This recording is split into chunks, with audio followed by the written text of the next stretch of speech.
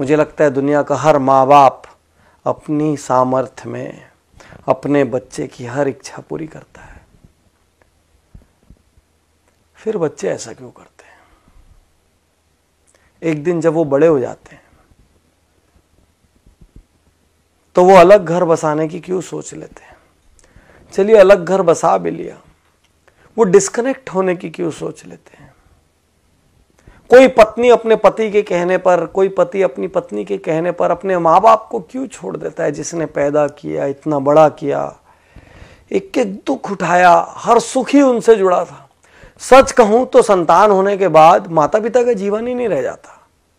संतान हंसता है तो वो हंसते हैं, और संतान रोती है तो वो रोते हैं। फिर बच्चे ऐसा क्यों करते हैं? एक पिता रात को बिस्तर पर लेटे हुए थे। उनका युवा बेटा, जो कि कहीं नई नई जॉब पर लगा था, वो अपने टेबल पर काम कर रहा था। अचानक छत में कुछ खड़खड़ाने की आवाज आई। पिता ने उससे कहा, बेटा छत में कुछ आवाज आ रही है, देखो कुछ गलत ना हो जाए।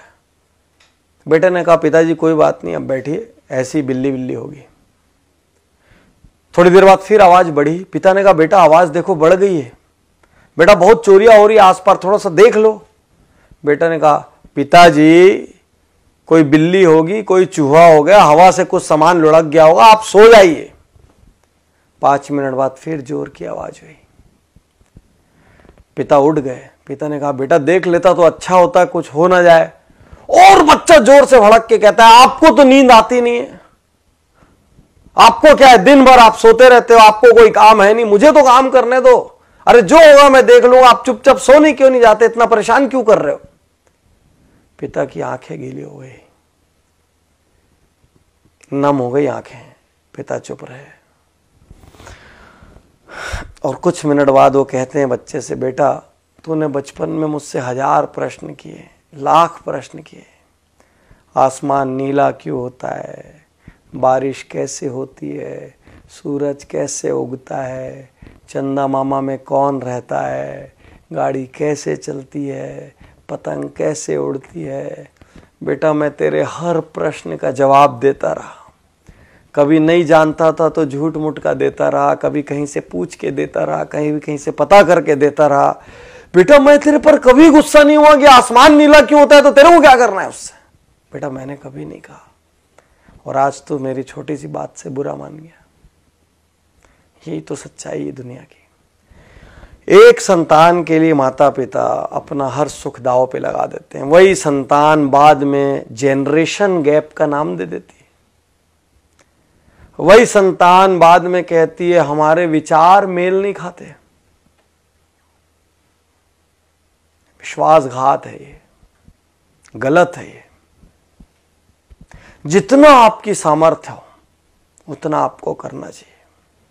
मैं ये नहीं कहता कि आप श्रवण कुमार बन जाए और कांधे पर उठाकर लेके जाएं, लेकिन जितनी आपकी सामर्थ्य हो उतना आपका दायित्व बनता है।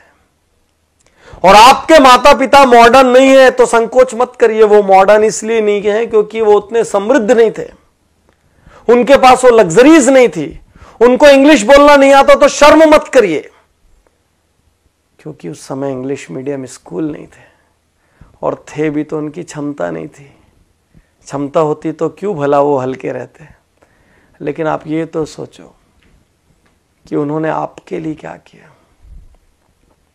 उन्होंने ये तो किया कि आपको इतना सामर्थ्यवान बना दिया। अब आपका क्या दायित्व है, छोड़ के चले जाएं। अब आपका क्या दायित्व है बुढ़ापे में, जब उनको किसी के साथ की सबसे ज्यादा जरूरत है। अरे किसी जॉब की वजह से, असाइनमेंट्स की वजह से पास ना रह पाए तो हर दिन एक फोन तो कर सकते हैं,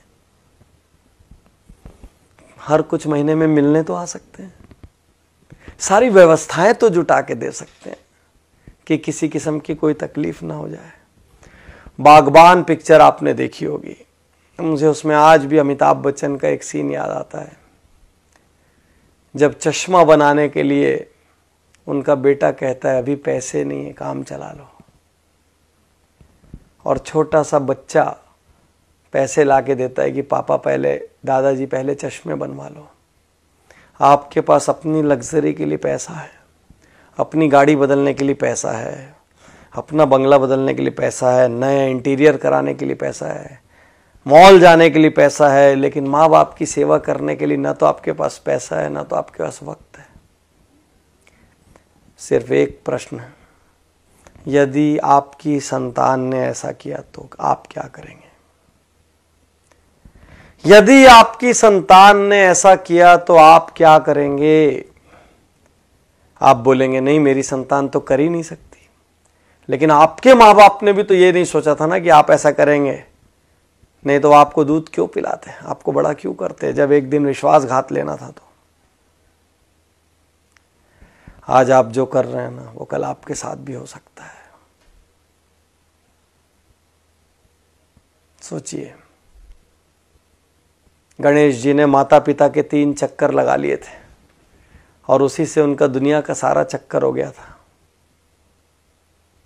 माता पिता हैं ये भी भाग्य की बात है। मैं ज़्यादा जानता हूँ, मेरे पिता का निधन जब मैं बहुत छोटा था तब हो गया था, और जब मैं सामर्थ्यवान हुआ तो मेरी माता का निधन हो गया। मैं सहानुभूति के लिए नहीं कह रहा हूँ, मैं दुर्भाग्यशाली मानता हूँ कि आज मैं जहाँ भी हूँ, जिस मुकाम पर भी हूँ, जितना सक्षम भी हूँ, मेरे घर में कोई बड़ा नहीं है वो बांटने के लिए, और वो कमी खलती है हर पल। आज आपके पास है तो ग्रांटेड मत लीजिए। आप किसी देश में जॉब कर रहे हो, किसी शहर में जॉब कर रहे हो, एक कॉल अपने माँ बाप को कर सकते हैं। 2 मिनट के लिए व्हाट्सएप कम कर दीजिए, उस दिन 5 मिनट के लिए फेसबुक मत देखिए, कर सकते हैं। अपनी सैलरी का कुछ हिस्सा बिना किसी स्वार्थ के आप अपने माँ बाप के लिए रिजर्व कर सकते हैं, बिल्कुल कर सकते हैं, हक है उनका, और उनकी सारी जरूरतें पूरी हो जाएं। मैं ये नहीं कह रहा कि आप सब कुछ अपना छोड़ के कर दें, वो तो संभव नहीं है इस युग में, लेकिन जितनी सामर्थ्य है बिना स्वार्थ के कर सकते हैं। आप पूछ के देखिए। और यदि आपकी संतान ने ऐसा कर दिया ना साथियों, तो याद रखना ये बीज आपका बोया हुआ है। याद रखना आप, ये बीज किसी और ने नहीं बोया है। हर किसी से मैं कहता हूं, अपने माँ बाप का बहुत आदर करो, क्योंकि आपकी संतान वही करेगी जो आपको करते हुए देख रही है। आप माँ बाप का अनादर करो और अपनी संतान से कहो मेरा आदर करना संभव नहीं है।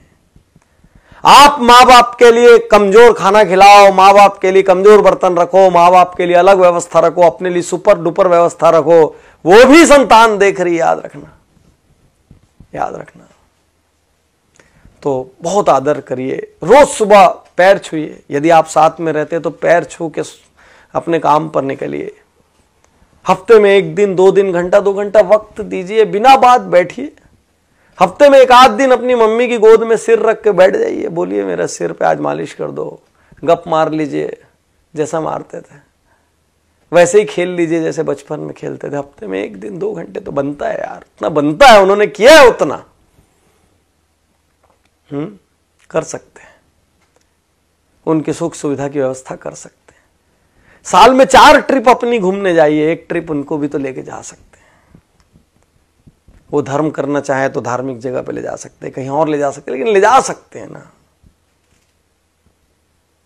कुछ ऐसा कीजिए ना कि आपके माँ बाप अपनी प्रार्थना में कहें कि हे भगवान, हर जन्म में मुझे ऐसी संतान देना। और आपकी संतान आपको देखकर कहे कि मेरे पापा मेरी मम्मी, मेरे पापा अपने माता पिता का, मेरी मम्मी अपने सास ससुर का जिस तरीके से आदर सम्मान करती है, मैं भी वही करूं। यही तो संस्कार है।